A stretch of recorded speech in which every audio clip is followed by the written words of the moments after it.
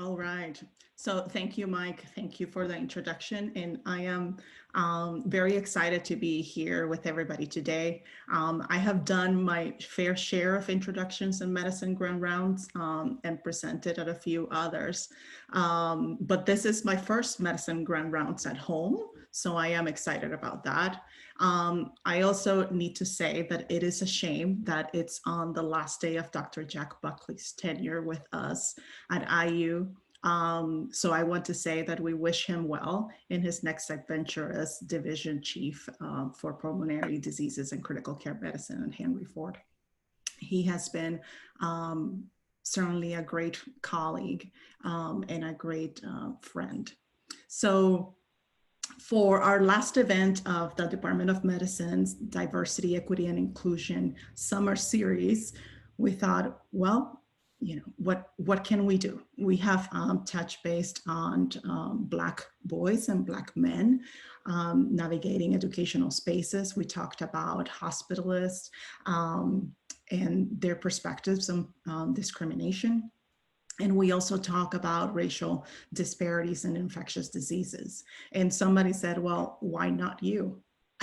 So imagine that, ending our first summer series talking about equity and inclusion and our roles as faculty, as healthcare providers, as educators, as researchers, learners, trainees, staff, et cetera, et cetera. So even though the term faculty is in the title, I want you to think of this as not limiting. I would like to encourage individuals to mute themselves. I don't have the power to mute individuals right now. Great, great. Okay. I'll continue on. So again, even though it says faculty in the title, do not let that limit you in any way. We have a lot of work to do and it takes all of us. So here are my disclosures. I don't have any conflict of interest or commitments, but I do have opinions and I do have my own biases. And I think that's important to note. I also, as part of being a scholar in higher education, my discipline practices land acknowledgements, and I want to acknowledge that UPI stands on the historic homelands of the Miami people, but also that it displays a vibrant Black community. I think that is important that IUPUI is making indeed this acknowledgement, not only in terms of land, but it helps us center of where our institution is and centers this conversation. Again, some of you are unmuted and it's very distracting. All right. So with that said, if you are somewhere else in the rest of Indiana, again, Miami people, the Potawatomi and the Shawnee are also members of this grandiose land. I also like to say that I am born and raised in the island of Taínos, the Arawak people. Yeah, like the sixth grader. I am from Mayagüez, which is indigenous word for river. Now it's... Oh gosh.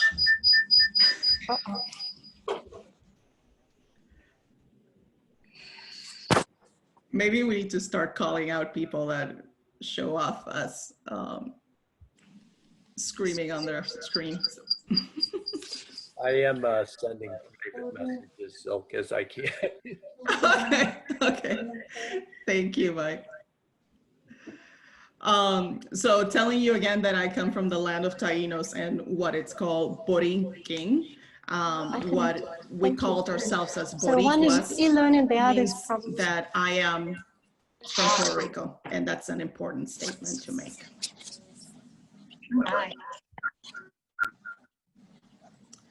So the world around us is demanding justice, justice for Breonna Taylor, justice for George Floyd, justice for Ahmaud Arbery, and so many others. The deaths of trans women, the deaths of so many, justice for many, many groups. We are living at a time in which we have great unrest. And I do not believe that the message of equity, diversity, inclusion, and social justice is one that is indeed political in nature. I say this because it is important to also realize that justice is not just in those terms, that now in the midst of the pandemic, we are certainly proud of all of you in the Department of Medicine, our department heroes. Those of you that step up in every single way and have continued to do so. I would like to take this moment to give that special shout out to infectious diseases, to pulmonary sciences, critical care, to hospitalists, to palliative care, and to all the internists that have stepped up. Unfortunately, as we continue to monitor the data, in the state of Indiana and obviously nationally, it has shown this great divide in healthcare that we provide to communities of color. So even at the time that the IU School of Medicine Diversity Council was requesting data disaggregation, we knew that we had an incredible racial divide, especially highlighting our Black and Latino populations in Indiana. Information that our marginalized and minoritized groups obviously have been fully aware of, but it definitely has elevated our concerns for health disparities, and I guess that could be labeled as a good thing about the COVID-19 pandemic. So I have been working in the past with few individuals who had asked, what is academic medicine? And academic medicine, in my own dissertation, I'll go through how we defined it, but it also talked about the tripartite mission and the importance of educating the next generation of physicians and scientists. So here is a story that actually came out on NPR just yesterday. The IU School of Medicine controversy that sheds light on systemic racism. You may recognize some of the individuals already in this picture with just graduating Dr. Victoria Thomas, and we know the involvement of so many of our internal medicine residents like Julie Anderson, Crystal Zhu, Audrey, Eric, Francesca Duncan, and also Roberto Suazo. So a shout out to all of you. They did this story, I don't know if you were fully aware, talking not only about the protest about white coats for Black lives done last March, but also in regards to responding to the health disparities that they had seen through their training, and also a specific situation, a racist event that happened on campus, and they actually spoke to Dr. Blessing Okmemudia, where he speaks about his experience at the School of Medicine. And I want to honor his words by directly quoting him. He said, essentially, it was saying that Blessing thinks, you know, he's all that. He just got into medical school because he was Black. And you know why he was called Blessing, right? Oh, because his mother was a crack addict. It is hard, especially white individuals discrediting Black individuals for their success and attributing to their Blackness. These are the things that I've heard before. He says, but to hear them in a recording, that kind of pierced my soul. Now, many of us had the opportunity to hear from Blessing at our first DEI summer series event, but I want you to pause for a second for you to think about that last sentence in which he says, pierce my soul. There were calls to actions, and the school has responded in many different ways. There are obviously a lot of pieces that are moving in the right direction. Change is coming. We have a new Chief Diversity Officer, Dr. Pat Treadwell. She is also part of the study at NPR and is definitely hopeful in terms of changing the type of environment that our minoritized students, learners, and faculty, and so many others that are part of our community experience at the school. But what is the school's commitment to diversity? So I wanted to remind us what that was. So at IU School of Medicine, the commitment to diversity includes race, ethnicity, gender, and gender identity, religion, socioeconomic status, age, geography, and so many other things. It also states that the schools offers systematic and sustained programs that are aligned with 3 foundational pillars: representational diversity, inclusive work and learning environment, as well as cultural competence. And that is the commitment of the School of Medicine. So nationwide, it seems that a lot of chief diversity officers, and I will have to say that equity practitioners and scholars, especially in the last few months, have been lifting heavier weights than usual. We have seen the progress in diversity, equity, inclusion within many of our campuses. We can even see the progress at the IU School of Medicine, even with all the issues that remain. We continue to witness systemic racism and structural violence all around us. But being part of academic medicine also means that in some ways we have been complicit in perpetuating some of these inequalities, especially when it comes to health disparities.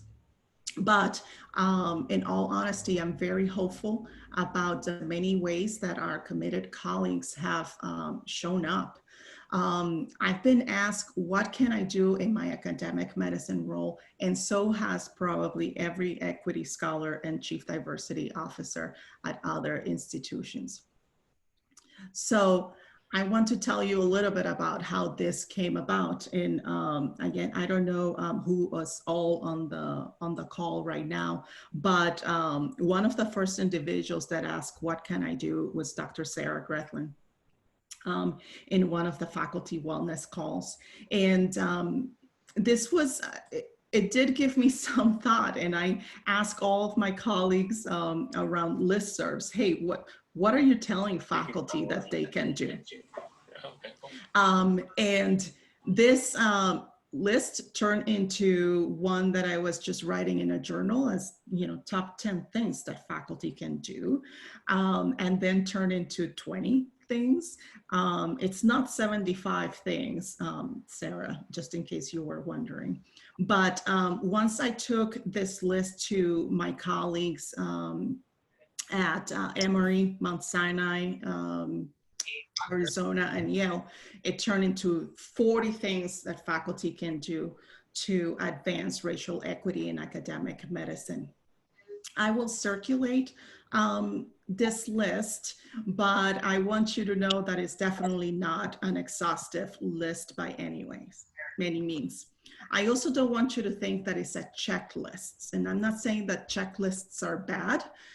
They serve a purpose, but inclusion and sense of belonging, especially in the era that we're living in, is not about a checklist.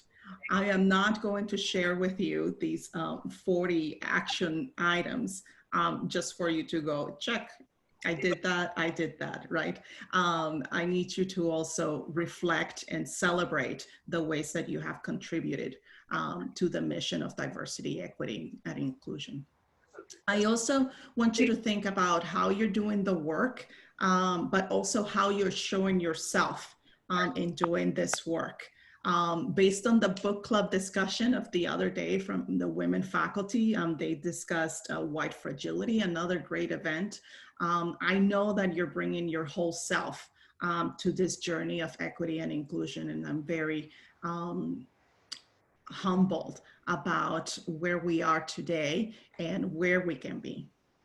So as I mentioned, We prepared this list. Initially, it was called, again, 40 things faculty can do to advance racial equity in academic medicine.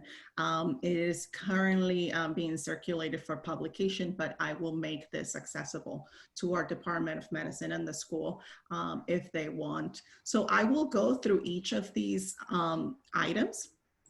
Not each of them, but the majority of the items, and hope that we can have at the end in the questions and answers some interesting conversations about perhaps what some of these items mean, and also what your own call to action will be in response to these things that we talk about today. Yep. So where do we start? The first thing that we talk about where to start when we're thinking about racial equity in academic medicine, it's thinking about your own identity, your own privilege and positionality. I know that sometimes the words privilege create side effect in individuals, but this is not to be a defensive term. We all have, especially in academic medicine, especially as educated individuals, we have some sort of privilege, as well as identities that were not necessarily centered around privilege. So when you think about positionality, think about the socio-political context that forms these identities of race, class, gender, sexuality, and the ability and ability status. Excuse me. So how does your identity influence your bias and perspective? That is the very first step towards any action in regards to equity and inclusion. The second item is to commit to be part of EDIJ, excuse me. And you may hear me from now on refer to equity, diversity, inclusion, and justice as EDIA because it is a mouthful. But you're really already committing to that by virtue of being part of this medicine grand rounds, by virtue of all your participations through all the events that we have done in the department within the last 5 years, and obviously within the school. So please make sure that you continue to participate, that you continue to give feedback to these sessions, and that they truly are meant to contribute to your professional development. So ask for what you need, for what you want to know. Engaging in equity-based professional development, it's in a similar way, but I would like to expand that this one is more centered, and the explanation goes a little bit further in talking about sharing the burden with faculty of color. So when you engage in equity-based professional development, you're educating yourself in ways to actually utilize the language to actually feel confident and comfortable having conversations about racial equity. And this definitely helps other faculty of color on campus.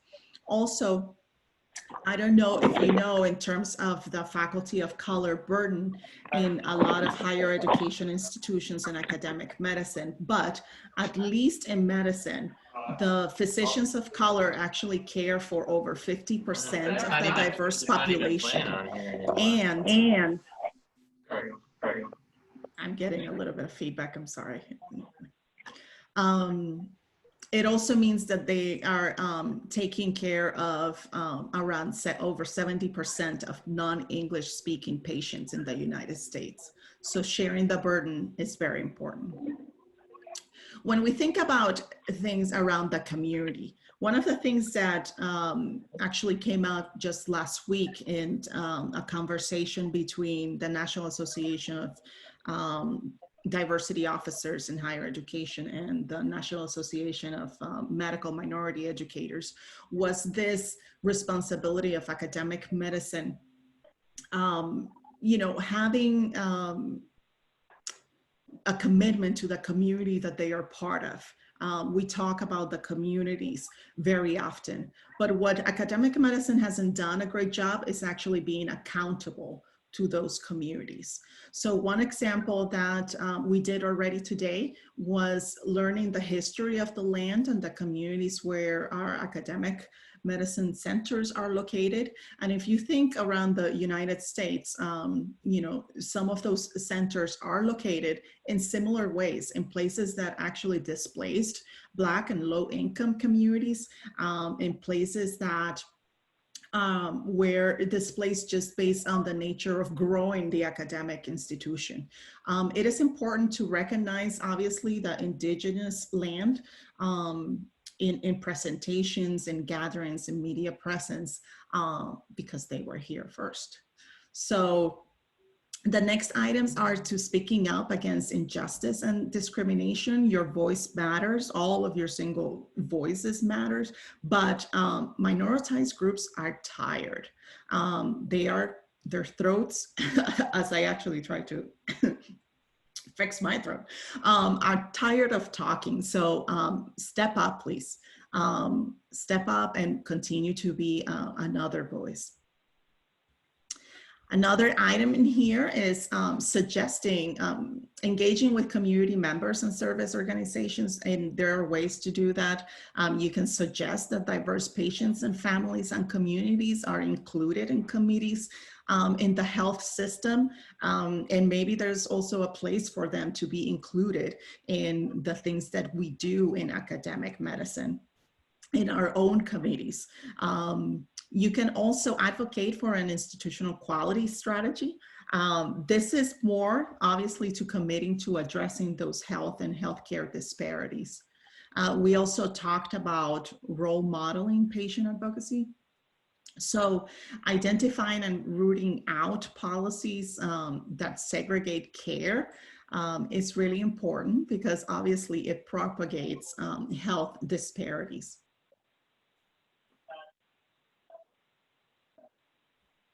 Other ones are showing up at public, showing up at public events such as rallies, lectures, town halls, and obviously medicine grand rounds, which we hope the fact that is indeed virtual, that it actually has created this better attendance. So make sure that you continue to show up.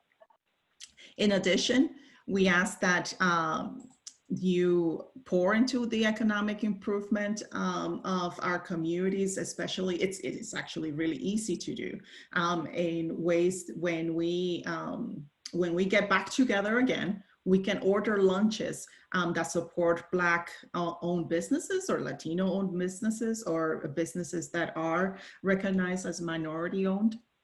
And that is an easy thing that we can do. You can also stay up to date with geopolitical and local events, things that happen in your community, because they also affect your colleagues and learners.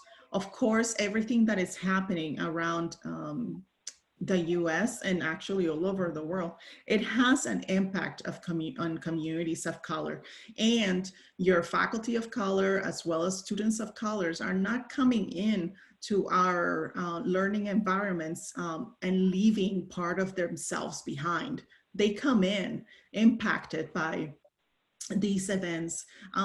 When we talk about racism, we talk about different types of racism, but one of them is this vicarious racism, in which it talks a little bit more about witnessing events that actually create trauma. So there are many pieces in understanding what is going on around you, because it does affect your colleagues and it does affect learners. So in talking about learners and education, here again are some thoughts about what you can do.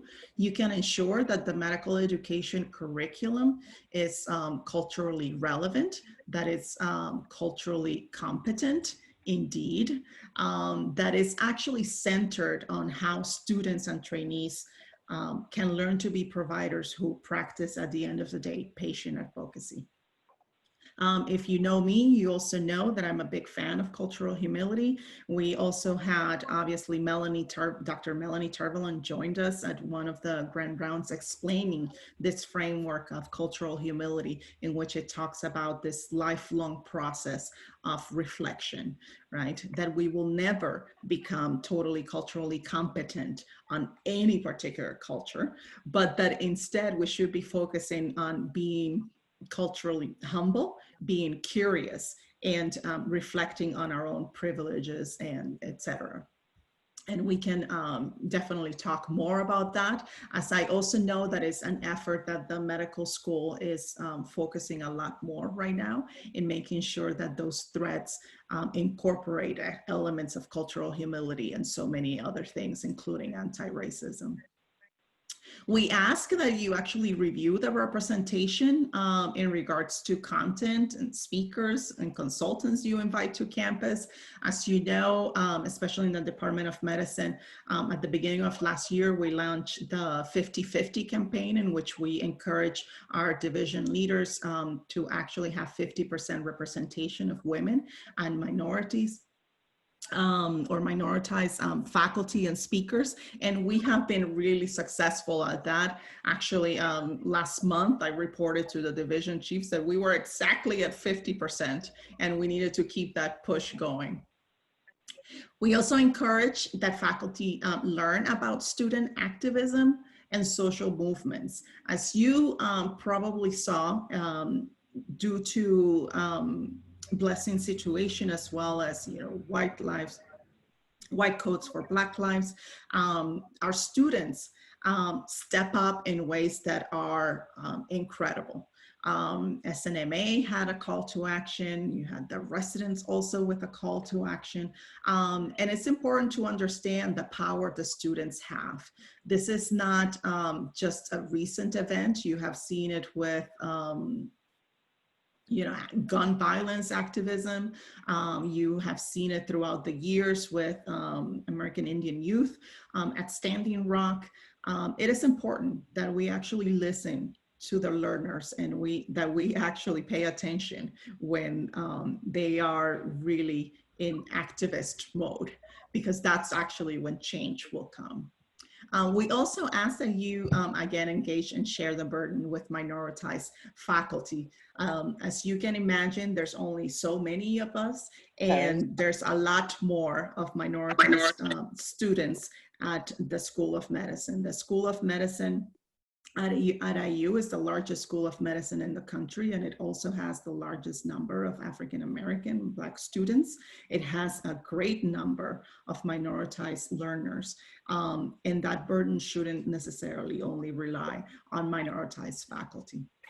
So make sure that we are sharing that burden.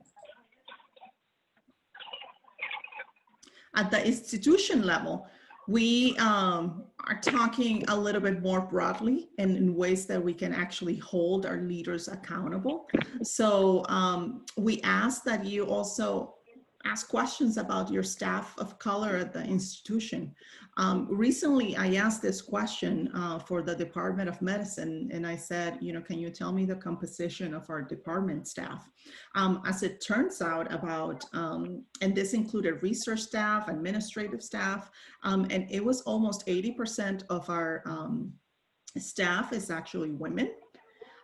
With another close to 20% being members that identify as minoritized group. So they have opinions, and they have their own, you know, experiences within academia. So we should be asking also about them. They are also many times the individuals that are having the frontline access to students before even faculty are involved. So please consider that. We ask leaders for transparency and role modeling, not only in transparency in the terms of data. You know, if you don't know, you don't know, but at the same time, that if you are making your faculty actually go through faculty development related to equity, diversity, and inclusion, that if you are a believer that implicit bias is part of the solution to actually counter racism, discrimination, and microaggressions, that you actually participate in those programs. Participate in every program that you're making your faculty go through, and including educational development. Invest in much needed diverse leadership. The School of Medicine Diversity Council recently did a survey of leadership attitudes by minoritized faculty. And what we have found out was exactly what we thought based on conversations that we have all had. Our School of Medicine has one of the best faculty development and professional development programs in the nation. And I say that with all honesty, is one of the reasons why I came to IU. However, we have developed a lot. I was going to say something else. We have developed a lot of our faculty without opportunities to actually practice this leadership. So we know that we need to diversify the top, not only for the School of Medicine, but also within IU Health System. And we have to make an investment in that. We have to ask if the people that are making decisions, the committees that are making decisions, are actually representing that, right? Remember, the IU Diversity Commitment, it said representational diversity. Well, that also includes in decisions. And when we are making decisions with no minoritized group representatives at the table, we run into problems. So making sure that we address that diversity within our committees is extremely important. Another thing that individuals talked about around the nation was how many, especially the chief diversity officers, were saying how many leaders actually and faculty and staff came to them and asked them, so we need to do, or said, we need to do this and that. And they would say, we are ready to do that. Or, a lot of individuals providing suggestions of programs that were already underway, or that really they were shut down for X or Y reason. So this is a time for us to actually learn the type of EDIJ resources that we have available at our institutions, and then figure out, okay, perhaps what are the gaps and what do we need to do. But I have to say that the opposite can also be true. You can also say, these are the things that we need in order to advance racial equity in academic medicine, and then map out if indeed the resources. There's no right way, there's no wrong way. Well, there is a wrong way. The wrong way is not to do anything, so. In terms of research, as Mike over mentioned, I talk a lot in terms of research ethics. I give talks about doing culturally competent research.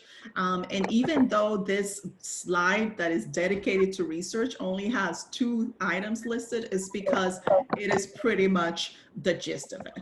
We need to practice culturally competent and inclusive research, especially when it comes to marginalized groups and vulnerable populations not only being excluded from our clinical trials or not being intentional about how we recruit them into clinical trials.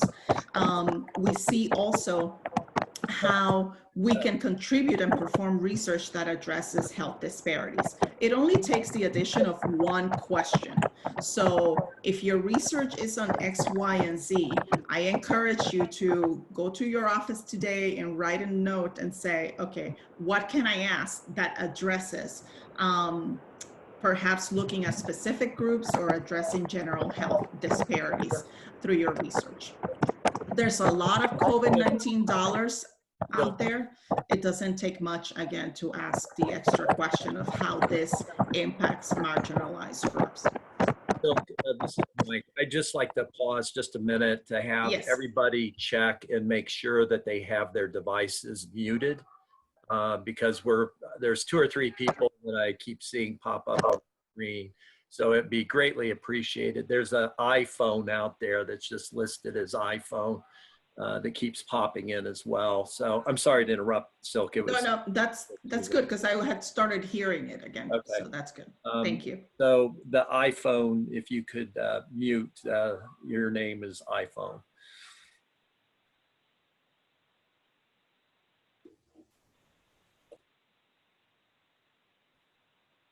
It sounds a little bit quieter now, so I'll keep going here, Mike. All right. We're getting closer, guys. So at the individual level, I know that having racial equity conversation is actually really uncomfortable. And that's okay, because if it's comfortable, then you're probably not addressing specific issues that are probably very salient. So when you make a mistake while trying to promote racial equity, there's nothing wrong in admitting it. One of the things that I said, even though I'm an equity scholar, it doesn't preclude me from saying sometimes the wrong thing. So the same way that I try to own all my biases, we need to own our mistakes. Consider the meaning of words and what they may message, and specifically in the context. When we say the meaning of words, as some of you know, I try never to use the word minority. I have written about my thoughts about the word minority, but I also invite you to think about phrases like politically correct, phrases like colorblind, or allies, or melting pot, or resiliency, or grit, and especially and fit, because many times it comes from a place of bias and not self-awareness.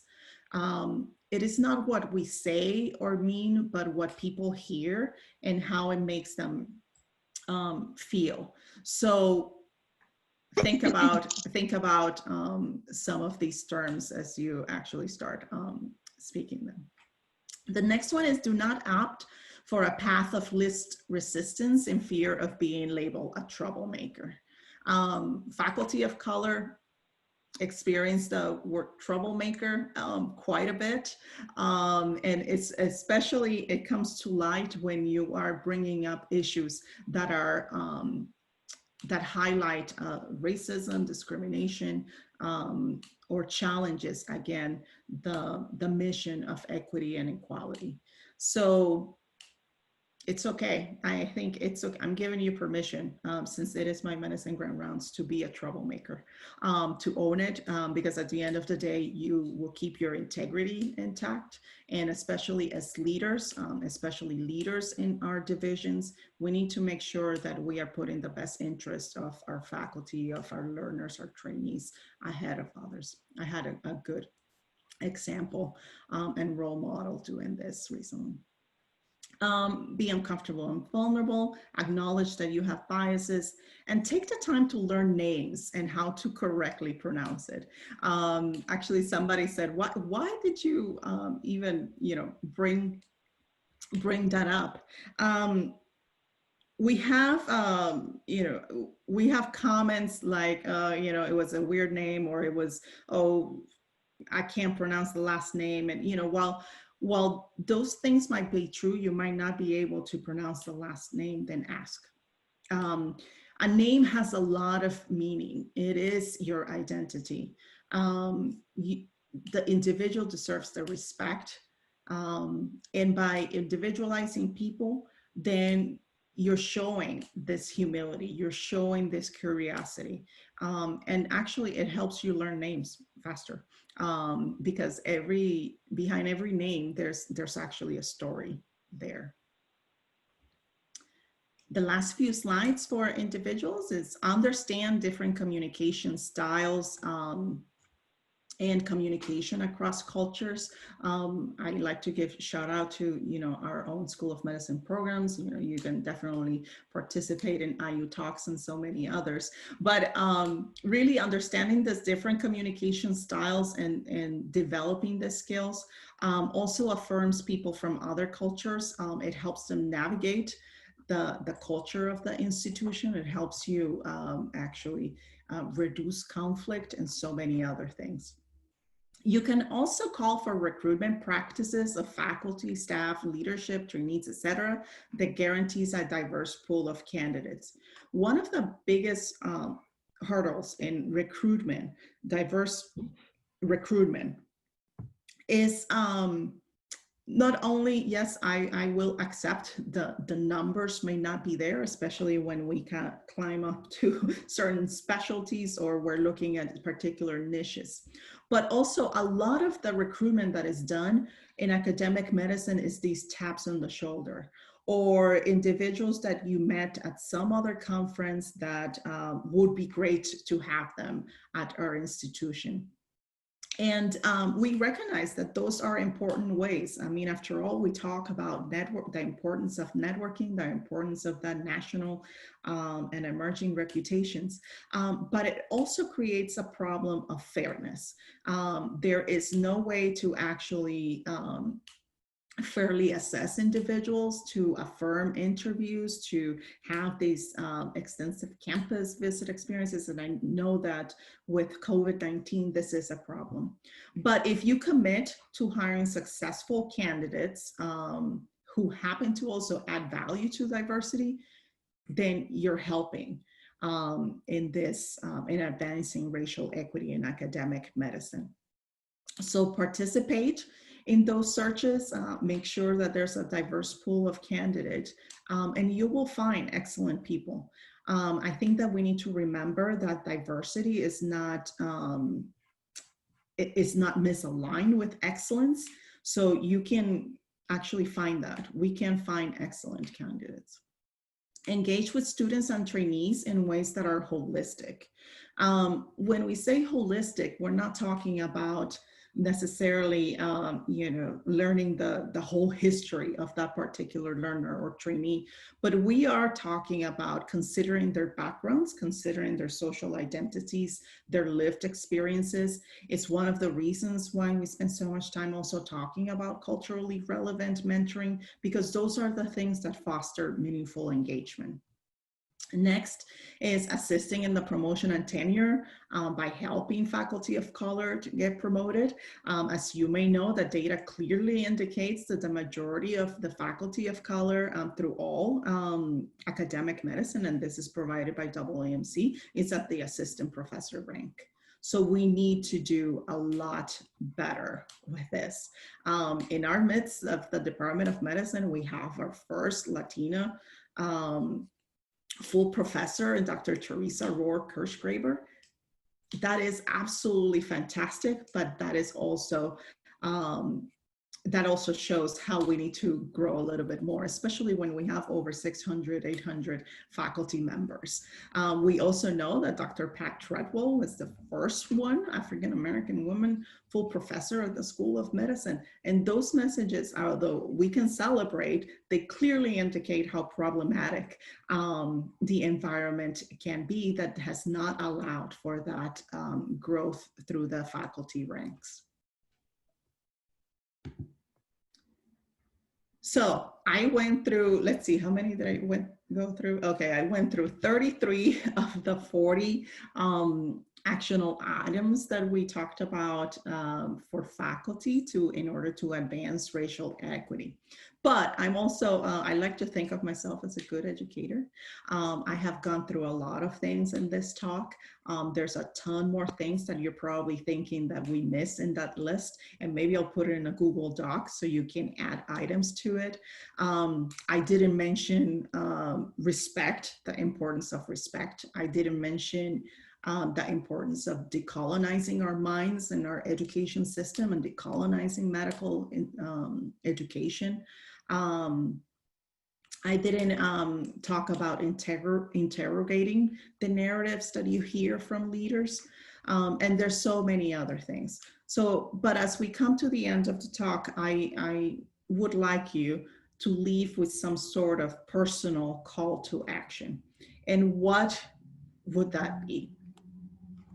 So I would like you, and hopefully you jotted down some of these, but again, we'll have time to talk, and to select a few items that you would like to address. Perhaps in the next year, in the next 3 months, that you would like to do by tomorrow or Monday. Just think about the ways that you can actually pick some of these things up and say, I'm going to do it. I'm going to go for this. The second thing that I would like you to think about now that you write them down is to think about the structural barriers and possibilities. There is systemic racism that shows up, especially institutional racism that shows up in certain barriers in our policies and procedures. So it might be that you think, okay, well, I'm going to be part of the admissions committee, for example, which is a fantastic idea. But, what would be the barrier to that? Well, you have to be appointed. There might be, a protected time that has to be defined and all those things. So I don't want you to get frustrated and say, oh, I can't join the admissions committee, but not think about any of the other committees where you can actually provide service. And I would also, for those leaders in the call, would like you to think about how can you eliminate some of these barriers to participation, some of the barriers in our own policies and practices that prohibit individuals to actually fully engaging. I want you to think about how you will measure that success. And the reason is because I am Puerto Rican and I like to celebrate everything.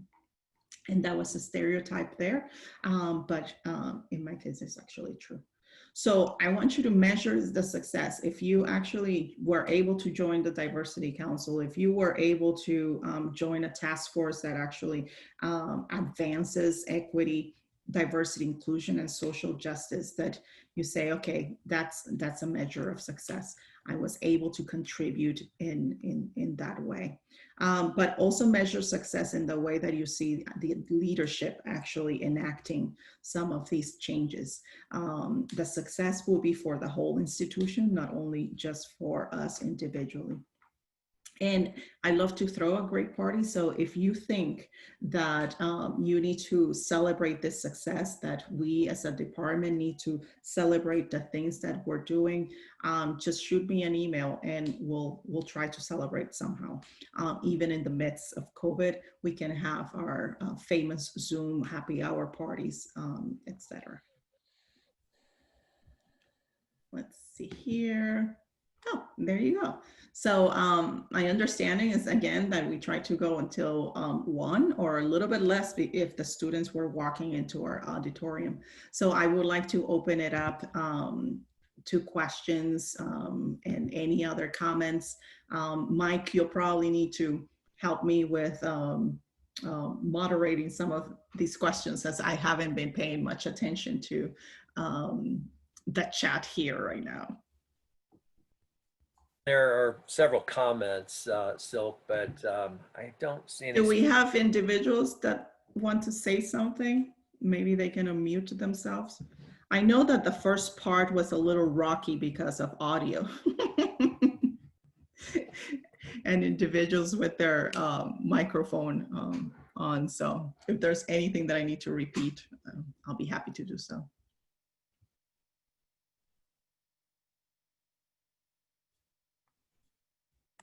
So one looks like a question. Is there a consensus on where, if anywhere, we should mention race in our notes? I'm assuming they mean clinical notes. Yeah, there is no consensus, but I can tell you that there have been a few specialties that are already talking about how to, if anything, eliminate the race question from some of the tests and diagnosis, et cetera. So it is happening all around us. I am not a physician, so I can't give you a full list of where this is happening, but I know, for example, that Mike is a GFR in pulmonary. There's questions there about, why we include race in these conversations, and then in so many others as well. Or why is it included in PFTs or things like that? Okay, Jenny, I said it right. Yes, GFR. What to do about that? So join the conversation. I'll find out, where the conversation is happening about GFR. And I think actually our ID docs in our last event also mentioned some conversations that are happening on their own specialty as well. So there was another question. It said, I would love to see some visible support from our institutions. In other words, a Black Lives Matter banner. I have yet to see something like this. Any thoughts on this? Any thoughts on it? I have thoughts on it. Is that looks like it's Ariba. Ariba, you know I have thoughts on it. But I would say that early on in this talk, I did mention that I do not believe that equity, diversity, inclusion, and social justice are political matters. Therefore, I do think that there's a place to actually be vocal about supporting Black lives in our communities, especially here in Indianapolis. However, these are decisions that are much higher than us in terms of that institution, and maybe it's a conversation to have with our new Chief Diversity Officer, Dr. Pat Treadwell, and see how that is navigated politically within the institution, not just at the school. It might be, again, there might be a lot of things that the school wants to do and it's not able to do because of the larger IU flagship. If there were things that we could do just ourselves, the first thing that I would do again is to eliminate that IUCV template that you all love so much. Yeah, this is just a little bit of a different conversation. So Dr. Harris would like to ask a question. Oh, all right. I wrote terrific presentation and lots of thoughts brewing. The thing that comes most immediately to mind though is I've been having listening groups with the configured of randomly selected individuals across the breadth of all of our employees. We've had physicians included in some of these as well, and they're really rich. And this morning in particular, the group was very forthcoming in describing situations of with comments, racially motivated comments that they were tending to downplay, and they were approaching us from a place of real grace and equanimity. Some of these, the examples actually came mostly from patients and maybe colleagues. And what we spent time talking about was the power of being able to respond right in the moment in a way people all felt like there was enough opportunity there. They didn't feel as though there was a lot of aggression. I guess we call it the microaggressions maybe, but the things that they were really giving people credit for not understanding how their comment felt, how it landed. And so they felt as though there was an opportunity in that moment when we know the power, that teachable moment, no better power right then than to say something that would perhaps help that individual to reflect, and instead of the individual with whom the content landed going through the whole of the day, carrying it with them. And we talked about what, they just didn't know what to say. And so I was thinking about this afterwards about how we use AIDA to such great effect. We all say things the same way, and that has been very helpful. There are other things we do. Could we imagine, or maybe there already are, maybe you already know about established words that work for those moments that we could just everybody knows, or if not, could we work collaboratively so that our staff, our learners, everybody are equipped with that same response? Absolutely. I'm amazed at how gracefully people are managing it on their own, but I'd love to do something that. Yeah, so Dr. Harris, this is actually one of those questions that I'm happy to provide an answer, because I actually do. So last year, the Department of Medicine, we introduced and you're gonna laugh because the title is, I didn't know what to say, how to respond to racism, discrimination, and microaggressions. And we had actually, I think 2 sessions with the department, another one with family medicine. I also would like to highlight though that I share this work with Dr. Jackie Mack and also Dr. Joe Smith, Gabe Boslett, and Francesca Duncan have helped me in organizing some of the aspects. We actually have the sessions coming up August 14th and September 18th or something like that. We will send out an email shortly, but it's already in the works.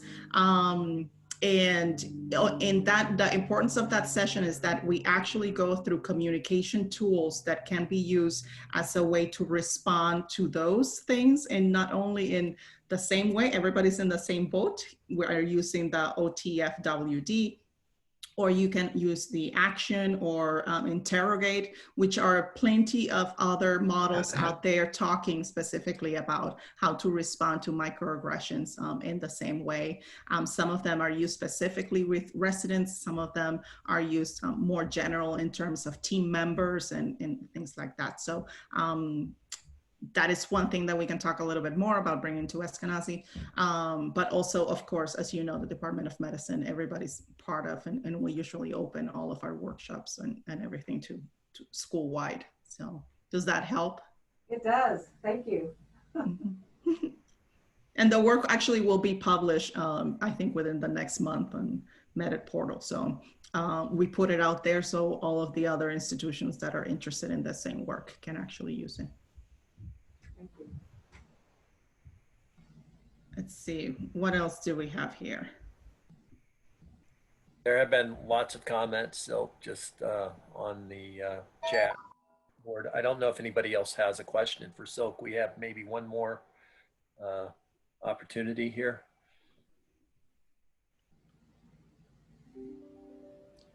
Rachel Peterson, do you want to ask your question? Can you hear me? Yes. Okay, perfect. Yeah, so my question was related to kind of understanding the pipeline. I understand that we see like fewer underrepresented minorities in our medical schools because the pipeline is limited for them. They might not receive support from schools that they're in, whether it be college or high school beforehand. I know we have Crispus Attucks interest group, and that has waxed and waned in my time at IU, but what is the Department of Medicine thinking about doing to help kind of facilitate mentorship for youth in our community to help increase representation? Thank you. That is a great question, Rachel, and I do not have an answer right now.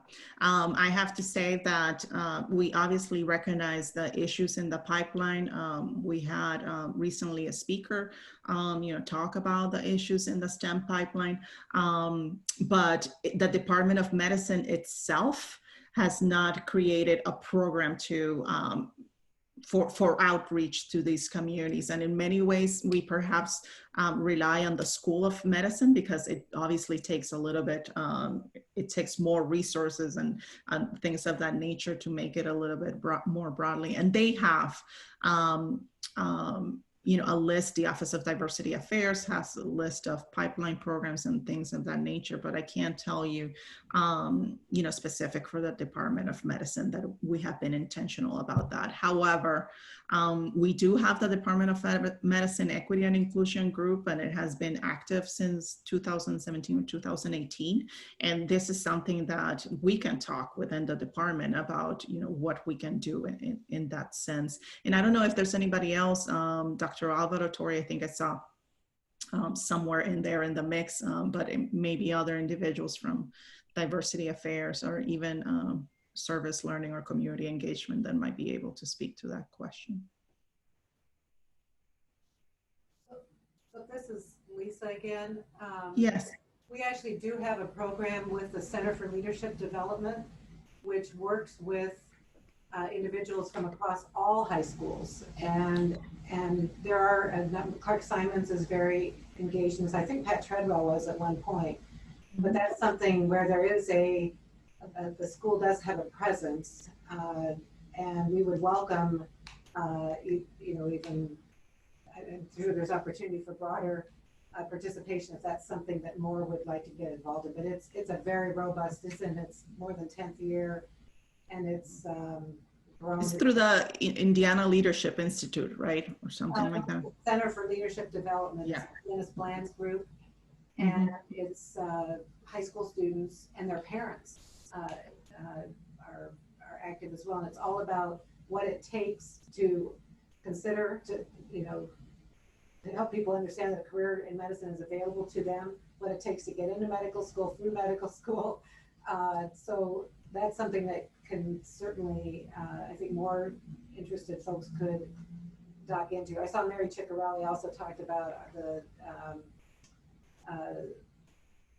the Grace Fairybox Center for Economic Independence for Individuals with Disabilities. So that's something that provides substrate to plug into, I think.